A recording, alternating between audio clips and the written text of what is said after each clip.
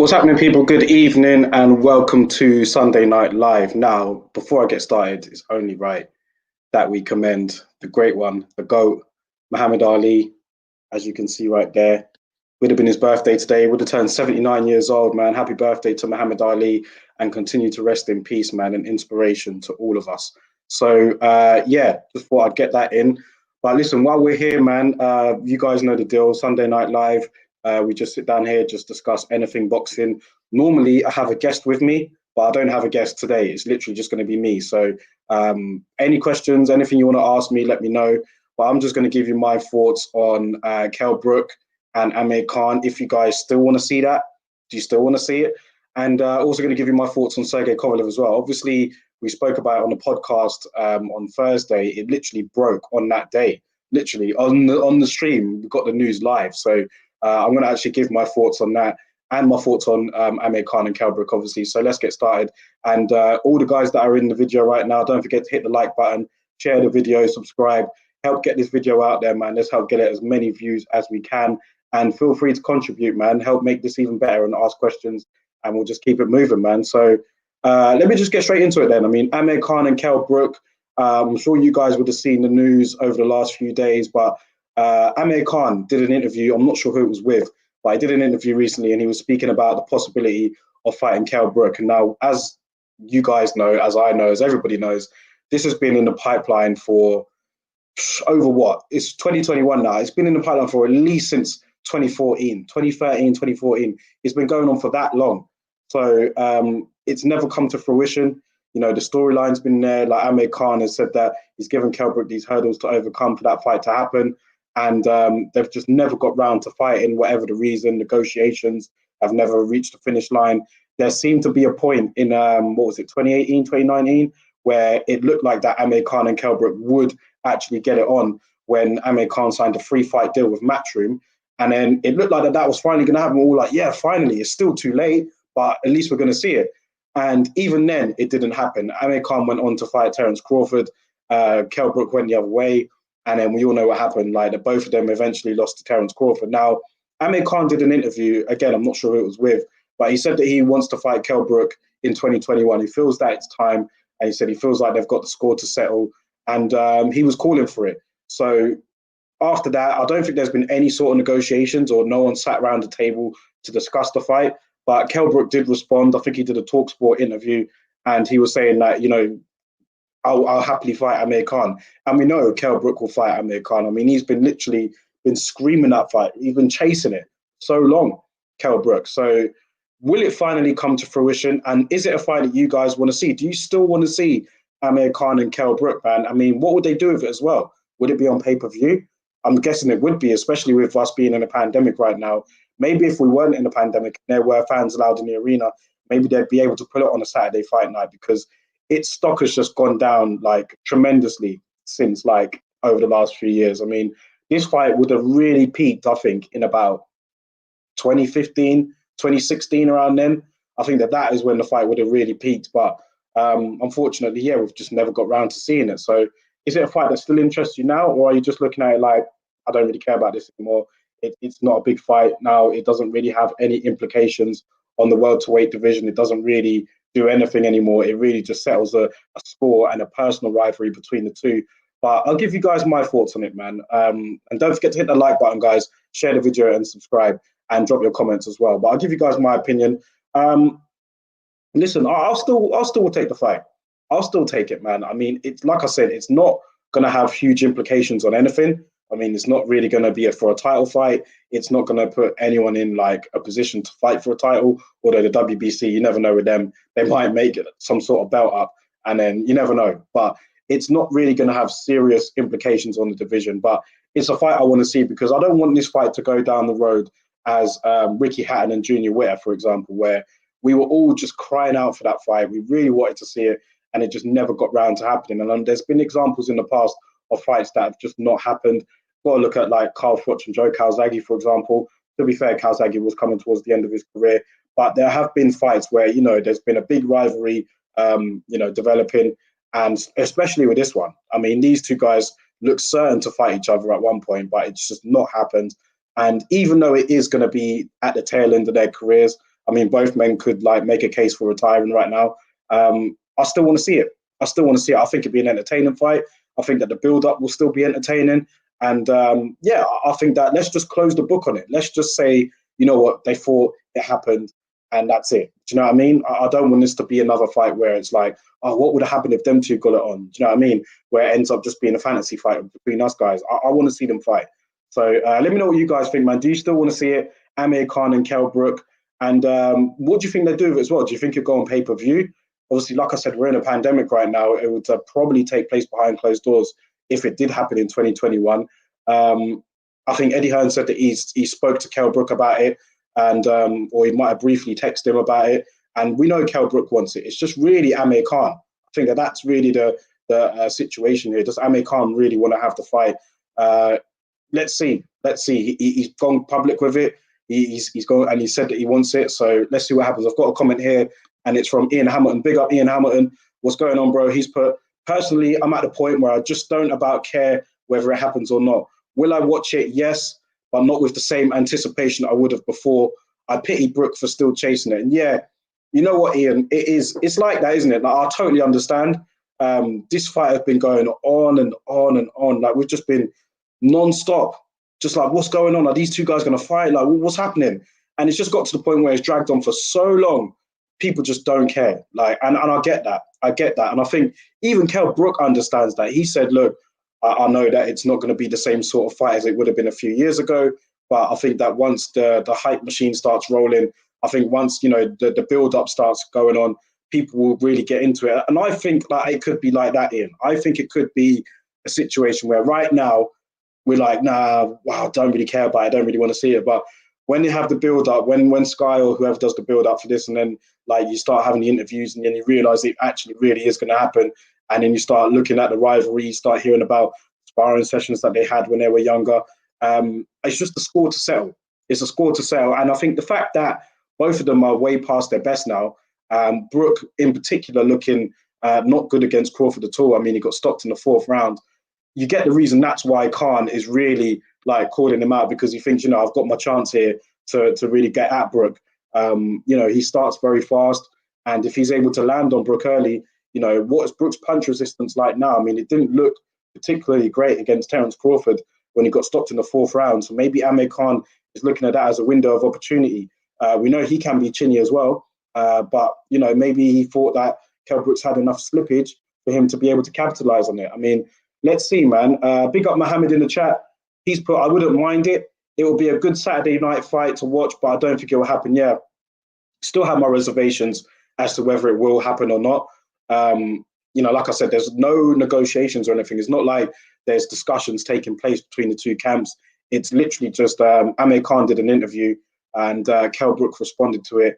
And, you know, Eddie Hearn spoke about it in an interview on IFL a couple of days ago. So you've got a few people like questioning, you know, should this happen or not? But I just think that, you know, it's not going to mean as much now. They would have made so much more money if it took place a few years ago.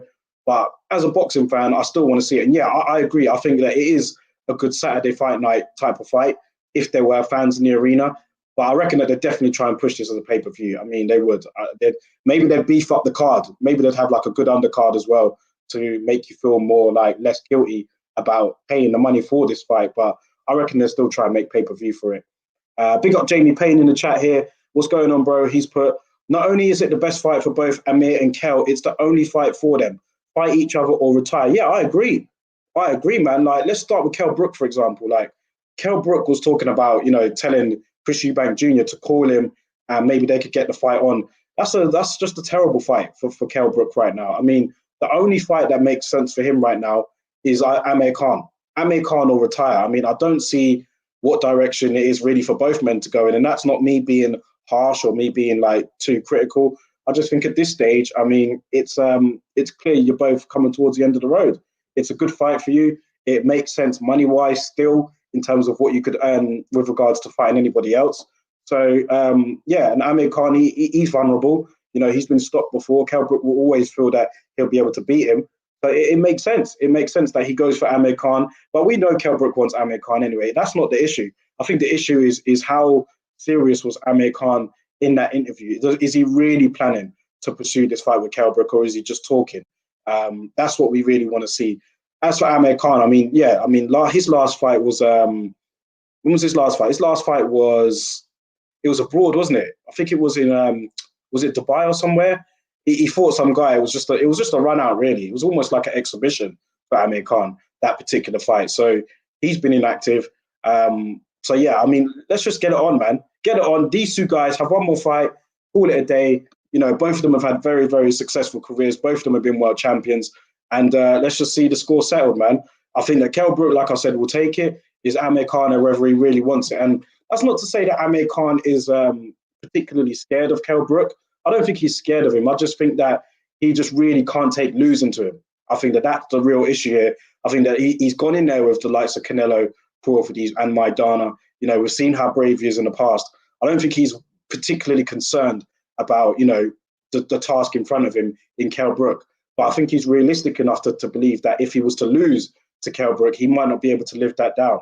I mean, it's easy to live down, you know, losing to Canelo or losing to Terence Crawford. But I think losing to KhanBrook for Amir Khan would be a real bitter pill to swallow. And that's why I just don't think the fight happened, man. So maybe towards the end of the career, they might get it on. We saw James DeGale and Chris Eubank Jr. Get it on. James DeGale was at the tail end of his career. Literally, he was right at the end.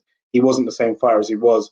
So, I mean, he could fall back on that. Maybe these two guys could do the same. But let's just see, man. I'm really interested in it. Big up Jeff, man. What's happening, Jeff? He's put Boxing Lowdown. I'm here, bro. I can't stand Amir Khan.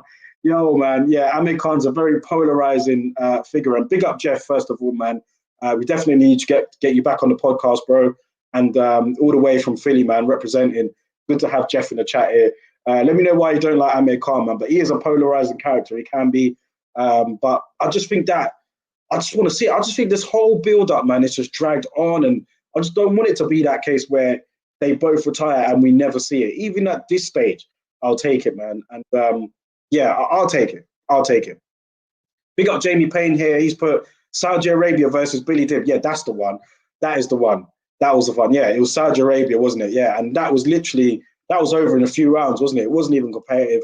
It was literally just a run out for Amir Khan. I don't blame him. I don't blame him for taking that fight at all. But yeah, I think that there's only one more fight left for both of these guys, him and KhanBrook, and that's fight each other. Fight each other and then call it a day, man. That's what I think. But it's definitely, yeah, put up or shut up for Amir, for sure. I think that we need to, I don't know if someone could get an interview with him or whether we like want maybe IFL or someone and like find out like what's the next steps? Like what, are we actually going to see this or not? Like what's the plan? Are you looking to get into any discussions? Like have you spoke to anybody? Your team in negotiations with anyone? Because we know KhanBrook will take it. But then again, we need to think like the egos on display here. I mean, how are they gonna negotiate this? Who do you guys think would be the A side for this fight? Would you give it to Amir Khan? Would you give it to KhanBrook? Like none of them have got a world title right now. So how would you guys like? How would the negotiations go? Because I think that Amir Khan will not accept Brook being the A side. I think that that's clear to see. Is whether Brook will be able to allow the demands for the fight to happen. We've seen in the past when they've tried to do negotiations, it just hasn't happened. But I think that Khan will be pressing for the A side. I think that he'll be pressing Brook to fight at 147. And Brook's last fight was at 147. But if Khan could get him down to that weight still, then I think that benefits him. Any heavier, then it benefits KhanBrook. But before that, he's tried to do that, and KhanBrook he's kind of denied it. He didn't want to fight at that weight. But I think because he fought Crawford at 147 pounds, maybe he'll be in the right frame of mind to do so against Khan as well. But let's see what happens, man. Let's see what happens. Big up Jeff here. He's left another comment. He's been ducking Brook for years. That's the only reason why I have an issue with Khan. And he has been ducking Brook for years. Let's be honest, man. He has. Like, KhanBrook's wanted it. I think KhanBrook has almost wanted it too much, to the point where it's affected his career. I think that KhanBrook has been so pursuing this fight, you know, just so tunnel vision, trying to fight Amir Khan. I mean, he was in like, when he was the IBF champion, all he was talking about was Khan. Then he ended up defending his belt against mandatory challengers, despite it being such a great division. I mean, at the time, Mayweather was still around, Keith Thurman was around, and, you know, KhanBrook was up there. You know, he was regarded as one of the top welterweights in the world. He just defeated Sean Porter. He had the world at his feet, do you know what I mean? And he just ended up fighting the mandatories. And then, you know, the incident happened in Spain. And then he just hasn't, like I said, he then ended up chasing the Golovkin fight. And then since then, it's been downhill.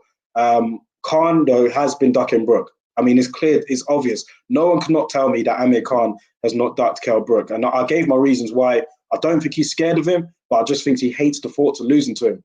The fact that he thinks that it's a real possibility he could lose to somebody that he really doesn't like, I think that is what's been bothering Khan. But maybe now he finally thinks like, there's no way this guy can beat me. I can beat him.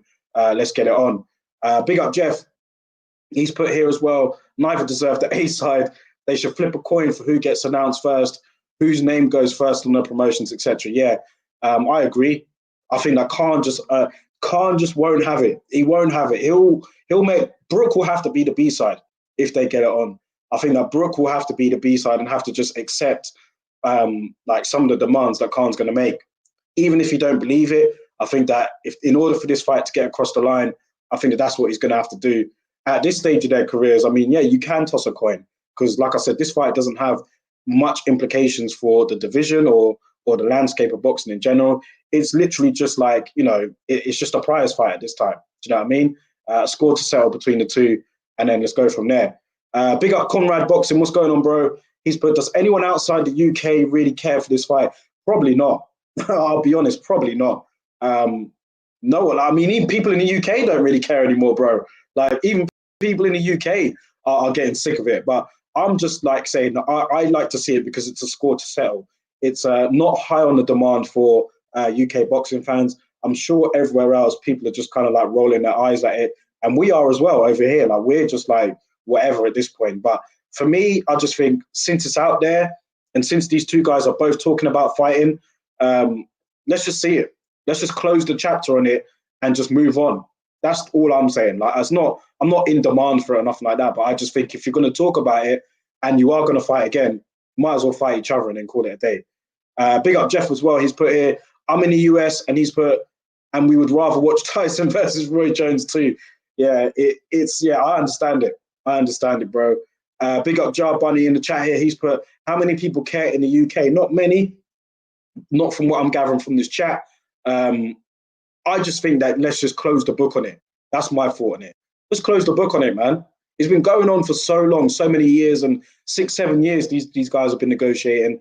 And like I said, I don't want it to go down the same route as Hatton against Witter. That's the fight. Yeah, that fight really bothered me that we didn't get to see it.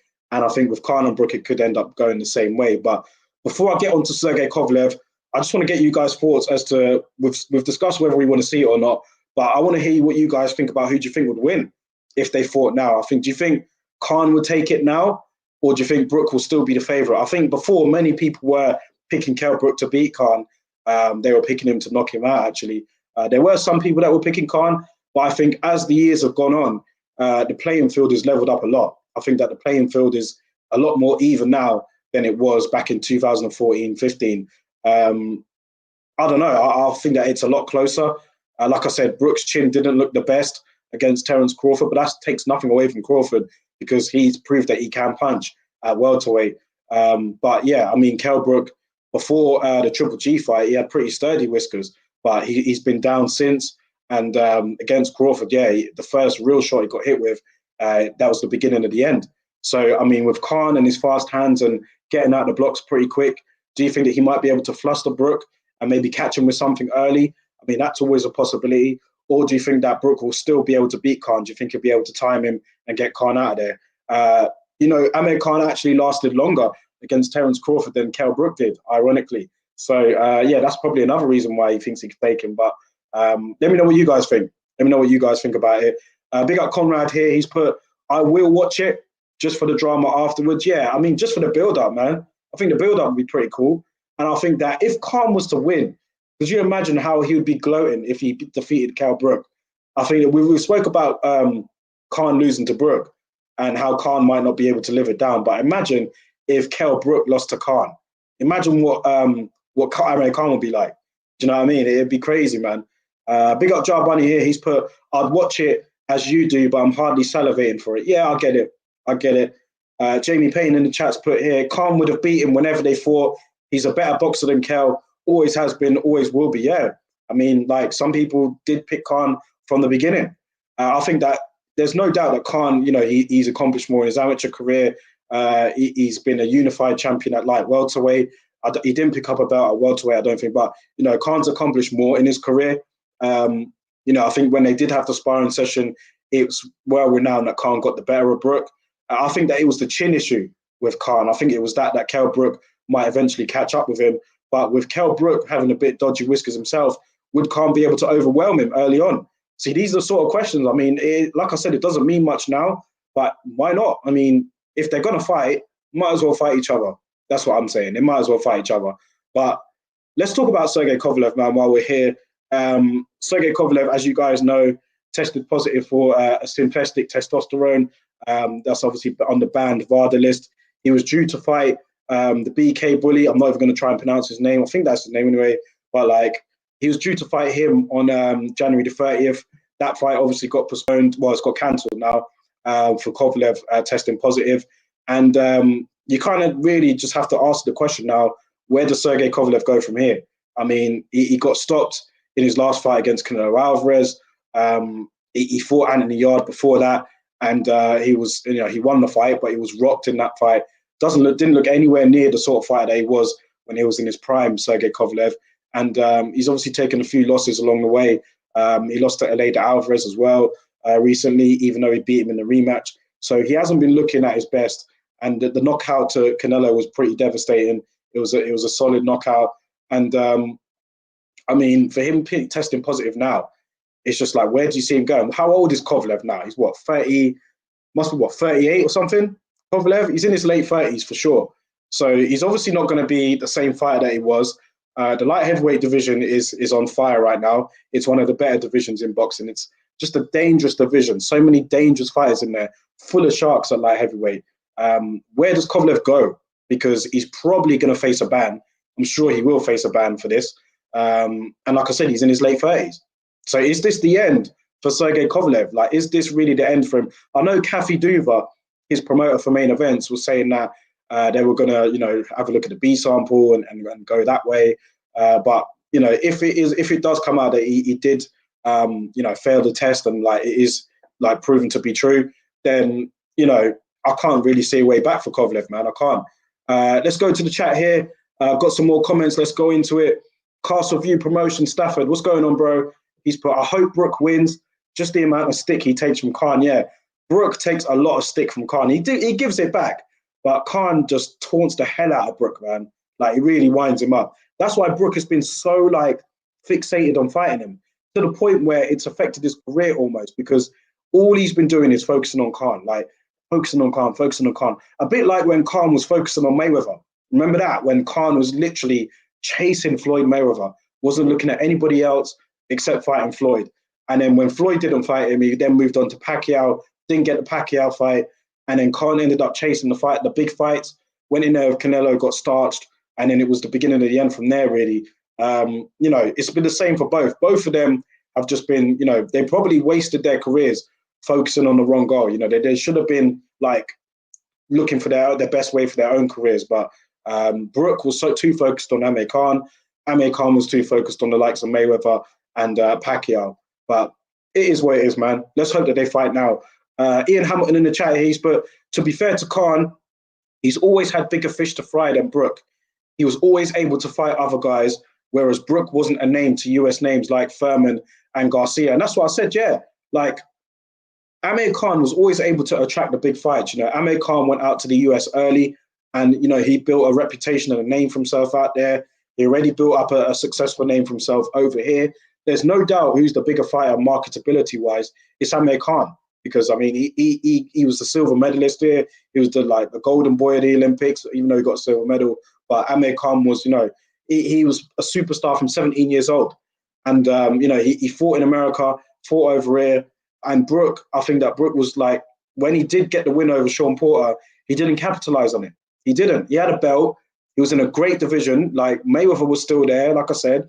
Furman was there. Danny Garcia was there. Brook was on top of the world at one point, and he should have been fighting these guys. But he was just focused on the Khan fight, just chasing that Khan fight. And then we all know what happened. You know what I mean? It didn't end up going his way. And I think that he'll regret, he probably regrets it now, just being so fixated on a fight with Amir Khan when there were other options out there for him. Whereas Amir Khan, you are right, Ian, he did have bigger fish to fry, and he was able to use that to his advantage. He used to say to KhanBrook, "Oh, you go and beat Matthew Hatton. You go and pick up a title. You do this, you do that." And then KhanBrook would do it and say, "All right, where's my fight now? I want to have the fight." And it was like, bro, Khan's just dictating your career. You need to go out there and just get the big fights yourself, man. Create your own image and build up your superstardom so you could be in a position where you could dictate the terms. But it never really got round to that. And here we are, 2021, talking about whether Amir Khan and KhanBrook will fight. Big up Mohammed Ahmed in the chat. He's put, "Yo, brother, hope you are well." I'm good, man. Hope you are too. We're just here chilling, man, just chopping it up on a Sunday as you do. Big up Conrad as well here. He's put, "Kovalev seems to be the kind of guy who goes for a paycheck at age 42, even if it means getting embarrassed in the ring." Bro, Kovalev, for me, he's lucky that he's still even in the ring, because he's lucky that he still got this fight. Even before this whole drugs test, Kovalev, look what he did to that woman. Do you know what I mean? Like, he beat the shit out of one woman. He beat the shit out of the dog as well. And, I ain't really heard much about it. Kovalev, he had this civil case over him. I don't know how it's ended. If anyone in the chat knows, let me know. But yeah, I mean, he could have went to jail for that, but he got out. He got off of it. I think he had to pay a heavy fine. But yeah, the guy, I mean, his career outside the ring, Kovalev hasn't lived the cleanest life. Do you know what I mean? He's he had a drinking habit as well. I mean, he was quite heavy on the vodka at one point. Kovalev was, that doesn't take away his accomplishments in the ring, because in the ring he was a fantastic fighter in his prime. But outside the ring, he never lived the best life. Do you know what I mean? And with that case hanging over his head, with the drinking issues that he had, Kovalev's been involved in many controversies as well. He doesn't live the best life outside of the ring. But I think that with this issue now, the whole the drugs test and testing positive, it's not looking good for him. But if he is the type of person that could ride it out, he could get a ban and then come back and end up just getting knocked out. But in the light heavyweight division, bro, it's not a good idea for you to be carrying on for longer than you should be, which he probably is even now. Do you know what I mean? He's probably at the time where he should consider retiring. But yeah, Kovalev is the type of guy, if he can make money from it, he'd probably keep it going, man. But I just think that with Sergey, I just don't know what happens from here. Like, Kathy Duva, she's obviously going to back him to the races, because Kovalev is still probably her biggest asset at main events. Main events are not one of the bigger promotional companies out there, so she's going to be fighting tooth and nail to clear Kovalev's name. But at the end of the day, if you test positive, then you test positive. He's probably going to get a ban, and who knows where Kovalev goes from here. Like, what does he do in the light heavyweight? Who would he fight? Would he fight this guy again, or would he look to go for somebody else? I don't know. But it's a frustrating situation for everybody. I think especially the fighter. I think that this guy, I don't know much about him actually, but I heard that he's a good fighter, and I'm sure that he would have really wanted to go out there and face someone with a name like Sergey Kovalev. And I think that he even tweeted, when Kovalev tested positive, I think that he tweeted and said something like, I'll still fight him anyway. I don't care if he tested positive, let me fight him anyway. And that's just, some guys have that kind of mentality, man. But Sergey Kovalev, man, I mean, if he was to, if his career was to end, would you think that he has a Hall of Fame type of career? Would he make the Hall of Fame for you? He's got some good names on his resume there. He obviously defeated Bernard Hopkins. The Ward fight, he lost that. But in the first fight, a lot of people thought he got robbed in it. But Kovalev, we wanted to see him take on the likes of Adonis Stevenson. It's unfortunate that fight, that's another fight that never came to fruition. Kovalev and Stevenson. Like, you see how we're talking about Khan and Brook? Kovalev and Stevenson was another fight that we all really wanted to see, but I just never got around to it. And that's the problem with boxing nowadays, man. The politics and these situations from preventing the fights from happening, it really does have an effect on the sport, man. It is detrimental, especially to the fans like us, who invest so much in it. And all we want to ask is for people to, fight the fights. Do you know what I mean? Big up Conrad Boxing here. He's put, is this Kovalev's first offense with PEDs? I think so, actually. Yeah, it might be. I mean, I could be wrong. I'm not sure. Is this Kovalev's first offense? I think it is, as far as I know. I don't think he's been busted before. But Kovalev's done so much other shit before, man. It wouldn't surprise me if he has. But yeah, as of now, yeah, he's been busted for like, what was it, synthetic testosterone? I think that was on the list. Yeah, I think that's what he got tested positive for. So I don't know, Kovalev, man. I mean, the thing is, the drug cheats, and this is a serious issue in the sport, man. It is, because like it's just rife. I mean, like my dad said on the podcast on Thursday, he said that he was speaking to some insiders in the game, and they were like, it's a question of who's not taking it rather than who is taking it. It's a question of who ain't. And now we are starting to see people get caught over the years. I mean, the VADA testing has done, as you know, it's done its job. The more people getting busted, like, it is good, but the punishments in place for these guys are not enough of a deterrent to stop these guys from taking it. But the thing is that everybody that takes it will always have an excuse. I mean, they'll always have a reason as to why, and it's never their fault. Do you know what I mean? It's always, oh, this must have been accidentally put in my food, or I was unaware of this or that, or somebody like spiked me or something. Like, no one, I don't know anyone that's literally like taken the blame and said, yeah, I hold my hands up, I took it, I was wrong, whatever. I haven't seen it. And, with that sort of culpability in place, nobody kind of owning up to it, what sort of punishments are you going to give these guys? Because, I mean, maybe there might be one person who accidentally got contaminated with a trace of something that was banned. And I'm not trying to stick up for anybody here, but I'm just saying that what if that was the situation? Would you ban them for life? Do you know what I mean? It's kind of like a grey area. And I think until we get clarity as to what happens with fighters that cheat or get caught with PEDs in their system, then we're still going to see it, man. We're going to continue to see it. Even with this VADA clean boxing program in place, we're still seeing people get busted. And it's starting to become a regular thing now. I mean, it's no longer a surprise anymore to hear of a fighter getting tested positive for PEDs. It's not. So, yeah, it's unfortunate.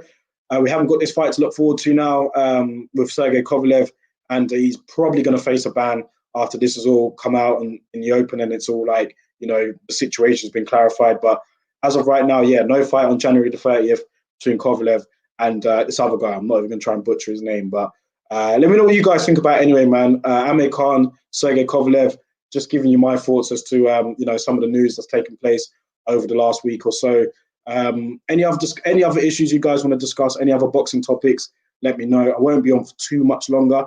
But yeah, it's got a few. We got Matchroom Schedule that came out this week as well. They had some good fights on there, but I'll probably elaborate a bit more on that in the podcast actually this Thursday. So yeah, I'll probably do that actually. We'll probably elaborate on that a bit more. Big up Conrad here. He's put, imagine being that one guy who actually took something accidentally. Yeah, I mean, a lot of these fighters, when they do, I don't believe them.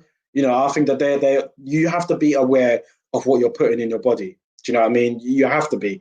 And like, as a fighter, it's your responsibility to know what goes in there. I mean, like, you're on a diet, you're in a strict training camp, like, you're not going to allow for anything contaminated to go into your body, surely. So when they say that they're not aware, I don't really believe it. But I mean, there might be one or two instances where maybe they really were unfortunate, but most of the time I don't believe it. Most of the time I don't believe it. Big up Mohammed Ahmed in the chat. He's put White saying he'll freeze Wilder out. Haven't seen that. I didn't see that actually. See, I don't want to hear that. I want to see Dillian White and Deontay Wilder.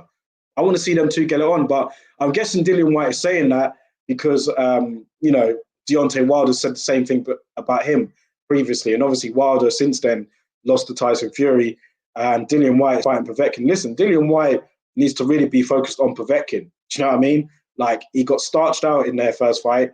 He's got the rematch now. I think he just needs to get over that line first before talking about Deontay Wilder.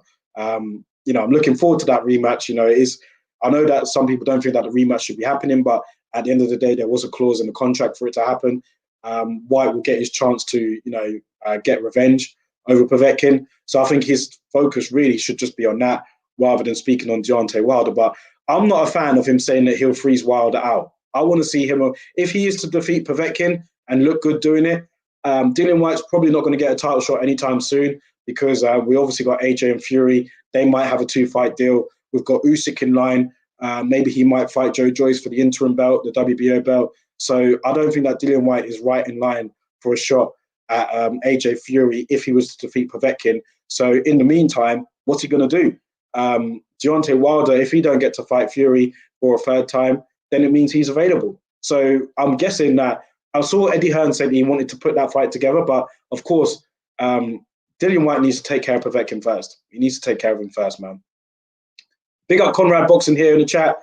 He's put thoughts on the Deontay Wilder versus Charles Martin rumor. I'll take it.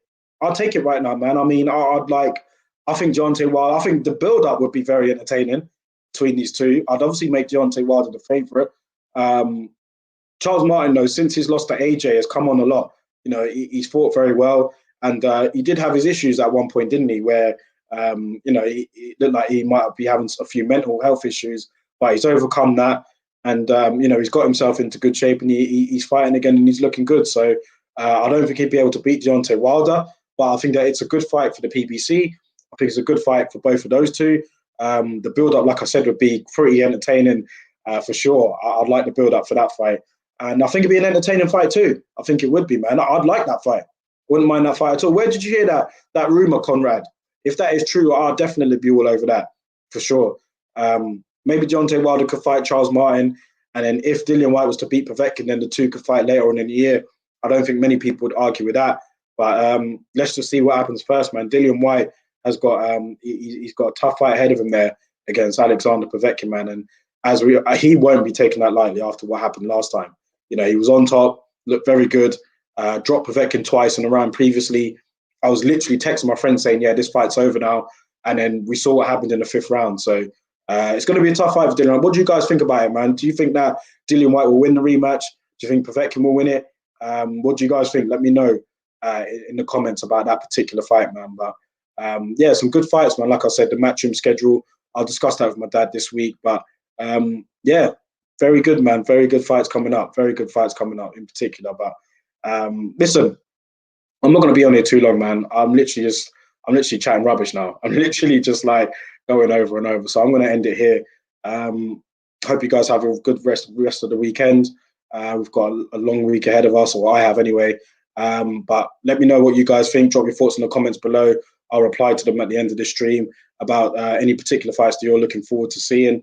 Let me know if you want to see, like, going back to the title of the video, Amir Khan and KhanBrook, whether you guys are particularly interested in that still. Do you still want to see it happen? Let me know, guys, man, and your thoughts on Sergey Kovalev as well. I'll end it here with this comment from Conrad Boxing. He's put, I think it was at Boxing Squared here on YouTube. Okay, cool. I'll check that out, bro. But big up everybody, man. Thank you guys for tuning in, and we'll catch you guys on the next video next week. Peace out.